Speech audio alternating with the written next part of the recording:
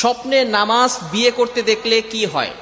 খুবই গুরুত্বপূর্ণ একটি বিষয়। অনেক সময় আমরা যখন ঘুমিয়ে যাই তখন স্বপ্নে দেখি নামাজ পড়তেছি, অথবা স্বপ্নে দেখি আমি বিয়ে করতেছি। এর ব্যাখ্যা কি হতে পারে? What is explanation this type of dreams?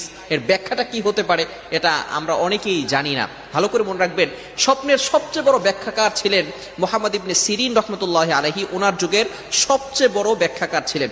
অনেকে স্বপ্নকে বিশ্বাস করে না। ভালো করে মনে রাখবেন, স্বপ্ন কিন্তু অনেক সময় সত্যি হয়। স্বপ্ন হচ্ছে তিন প্রকার। একটা হচ্ছে আল্লাহ তাআলার পক্ষ থেকে আসে, সেটা ভালো স্বপ্ন। আরেকটি হচ্ছে শয়তানের পক্ষ থেকে আসে, এটা হচ্ছে খারাপ স্বপ্ন। আরেকটি স্বপ্ন হচ্ছে নফসানি স্বপ্ন, অর্থাৎ সারাদিন মানুষ যেটা চিন্তা করে এটাই সে বারবার স্বপ্ন দেখতে থাকে।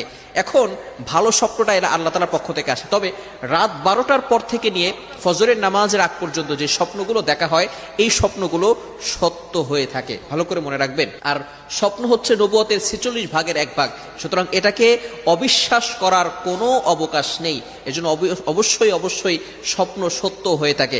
তো কেউ যদি নামাজ দেখে যে সে নামাজ পড়তেছে, এর ব্যাখ্যা কি হতে পারে? মুহাম্মদ ইবনে সিরিন রহমতুল্লাহ আলাইহি উনি এর ব্যাখ্যা চমৎকার করে দিয়েছেন। যদি আপনি স্বপ্ন দেখেন যে আপনি নামাজ পড়তেছেন, আল্লাহ তাআলা আপনার মনের আশা পূরণ করে দিবেন। বলেন সুবহানাল্লাহ।